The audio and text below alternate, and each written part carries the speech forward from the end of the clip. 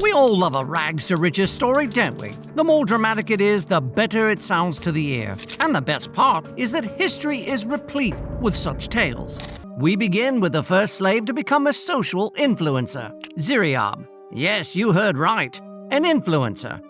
The term influencer may have been coined in the 21st century, but the idea goes back as far as the 8th century, and its connoisseur was a slave called Ziryab. Born in Baghdad, Ziryab, whose real name was Abdul al-Hassan, served in the court of Caliph Harun al-Rashid.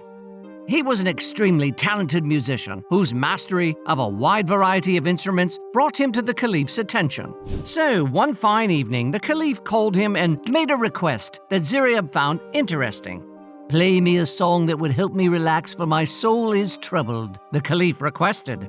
Not one to back down from any challenge, Ziryab responded with a soothing tune that calmed the Caliph and put him to bed. The following day, the excited Caliph praised Ziryab and gave him gifts. Everyone sang his praises, and the palace gossip couldn't stop talking about him. Unfortunately, this drew the jealousy of his teacher, al-Marsili, afraid that the Caliph would promote Ziryab to take his place. The envious al-Marsili sent Ziryab packing out of the palace. As a parting gift to his most studious pupil, he gave Ziryab money that enabled him to travel throughout the Middle East and North Africa. However, he was more enchanted by life in Cordoba, Spain. So he packed his luggage and headed for southern Spain. There he made a name for himself, Ziryab, whose name meant blackbird, due to his melodious singing voice and dark complexion. He not only spread his music in Spain and Europe, but influenced their fashion, hygiene, and food. It is believed that he introduced the modern form of toothpaste and taught the world to use underarm deodorants. He created a form of toothpaste that was both effective and pleasant tasting. Now, do you remember mouse brain toothpaste from our last video? Hopefully his tasted better than the Romans did. Ziryab transformed dining etiquette by introducing the use of crystal glasses. He introduced the practice of dining from individual plates rather than shared dishes. And his three-course meal, which included soup, fish, or meat, and dessert, became the standard routine in most homes. Ziryab didn't just influence his contemporaries, but impacted generations to come more than your favorite influencer today ever could. But wait, there's more. He popularized short haircuts for men, which contrasted with the longer styles common at the time. Also, he made popular the use of hair dye, specifically henna, to cover gray hair. Sorry, girls, now you know whom to thank. This is the power of influence, with no internet or YouTube. Take that, Mr. Beast. Ziryab influenced the modern world, but the slave who wreaked the most havoc on the Roman army was Spartacus. You might be familiar with this character from the Stanley Kubrick film or in the television series of the same name. But what you might not know is that he led a group of former slaves in one of the biggest revolts in history. His origins are debatable, but most accounts suggest that he was a Thracian soldier captured by the Romans and forced to serve within their ranks. As a slave, he was compelled into Rome's unforgiving gladiatorial school, giving his life, blood, and sweat for her entertainment. Despite being a slave, Spartacus gained a reputation for his prowess in the arena, which helped him become a leader among the gladiators. Seeing how he felt used by the Romans, he galvanized about 70 other gladiators, and with their unified front, they broke the ranks of their combat school and escaped. The story of their escape is even more exciting when you learn that they fought their way out with kitchen utensils. Could you lead a rebellion with a potato masher in your hand? Anyway, they broke into other gladiator schools in their immediate regions and recruited other slaves into their ranks. Before long, they had formed a full-sized army of slaves, 50,000 strong. Realizing the threat the ex-slaves could pose, Rome sent several troops after them, hoping to recapture them and indoctrinate them into slavery. Can you imagine how that conversation must have gone? Look, lads, I know you're all free now, but have a heart. Can't you give slavery another chance? You never know, this time you might really enjoy it. No? Right. And to his credit, Spartacus and his boys kicked the crud out of those troops and sent them back home with their tails between their legs. Well done, Spartacus. Stories of their victory spread throughout all of Rome and encouraged other slaves to escape and join their ranks. Spartacus demonstrated exceptional military strategy, using guerrilla tactics and taking advantage of the rugged terrain.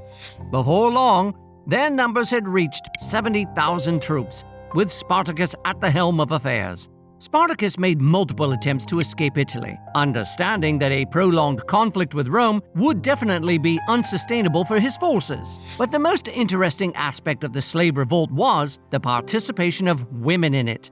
Yes, women's courage and contribution to the rebellion inspired later generations of women fighting for their rights and freedoms, bearing witness to their important role in historic resistance movements.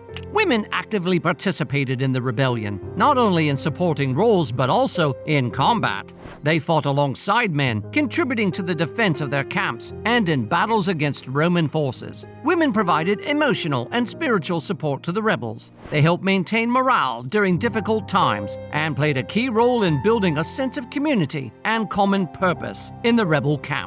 Women's participation inspired other slaves to join the rebellion, showing that the fight for freedom transcended gender and included all oppressed people.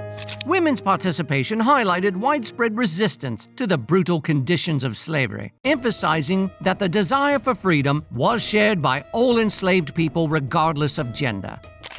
The rebellion caused such fear in Rome that the Senate eventually assigned Marcus Licinius Crassus, one of the wealthiest men in Rome, to deal with Spartacus. Crassus managed to trap Spartacus's forces in southern Italy by building a trench and wall across the peninsula. To defend himself, Spartacus tried to negotiate with the Cilician pirates to secure passage for his army out of Italy, but the pirates betrayed him.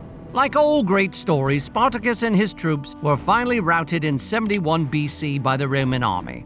As defeat loomed, Spartacus reportedly freed his followers, offering them the chance to escape rather than face certain death in battle.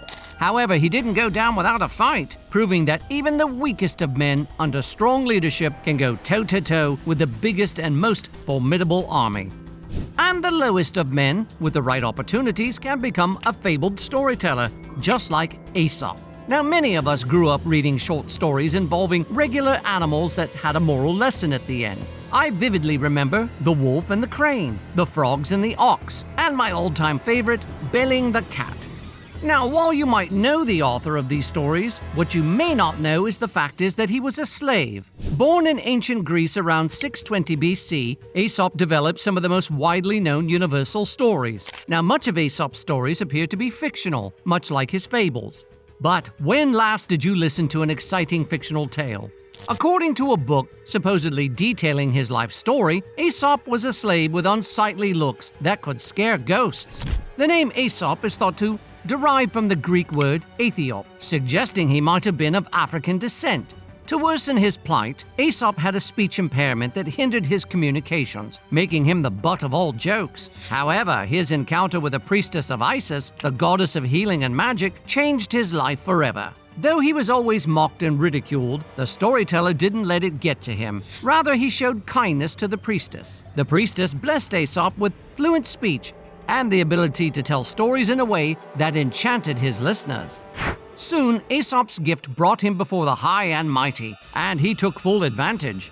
He told them stories that left them yearning for more, and his moral lessons were so apt that his audience could relate to them. According to the legend, Aesop used to embarrass his master, Xanthias, a reputed philosopher, by asking questions that he found hard to answer.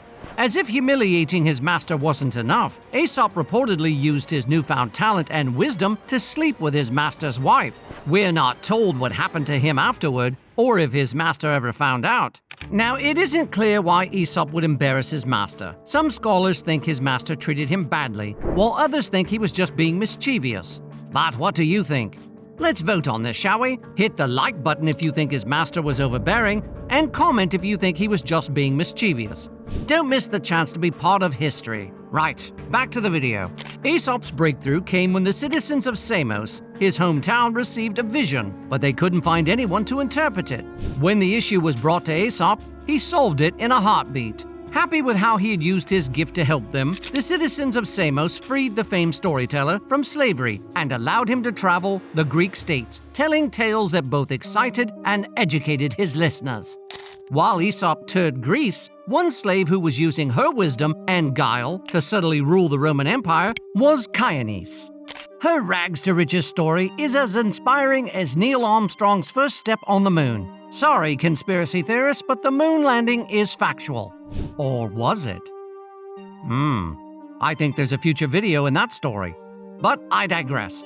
Caenis was born in Thrace, but was captured as a young girl and sold into slavery to work as the secretary of Antonia Minor, the daughter of Mark Antony.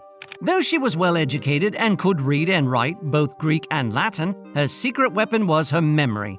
Caenis could remember the most mundane things and describe them in vivid details that shocked her audience.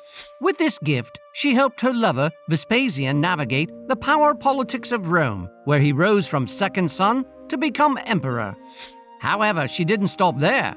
With her wisdom and vision, she helped Vespasian formulate policies, strategies, and reforms that brought prosperity to the Romans. Although deeply involved with Vespasian, Caenis was never officially married to him due to her former status as a slave. Though her relationship with Vespasian and her own acumen, she accumulated significant wealth, which she used to support Vespasian's political ambitions.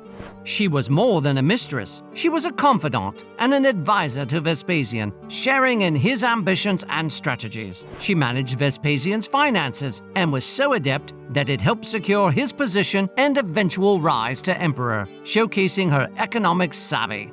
Caenis built a network of allies among freedmen and women, which helped her gather information and exert influence across different spheres of Roman society.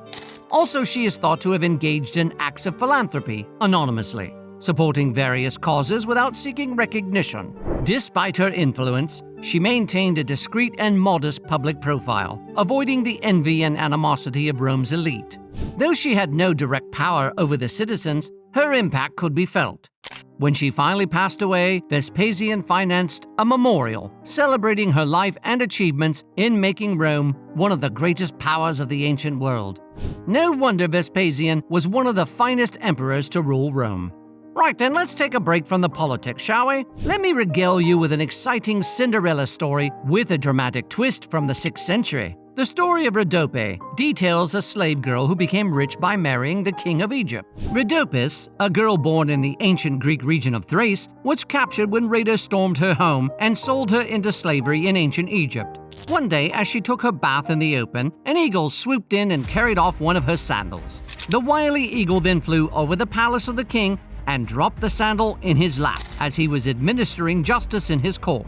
Struck by the shape and beauty of the sandal, the young, handsome king sent his men in all directions of his vast empire to locate the owner. After a few months of frantic searching, the men found Rhodopis in the city of Naucratis and brought her to the king. The king was awestruck by her rare beauty and charm and immediately threw a big banquet to welcome her. The two then later got married, and as they say in old Disney movies of this kind, they lived happily ever after. Now here's a note for you history nerds. The story of Rhodopis has at least 3 different versions, so you might not be familiar with this one. However, I'd love to hear which version of the Rhodopis story you've read about. So feel free to tell me about it in the comments section. In the meantime, you can check out our video on the top 10 idiots in history. Just click the link and I'll see you there. And until next time, thanks ever so much for watching.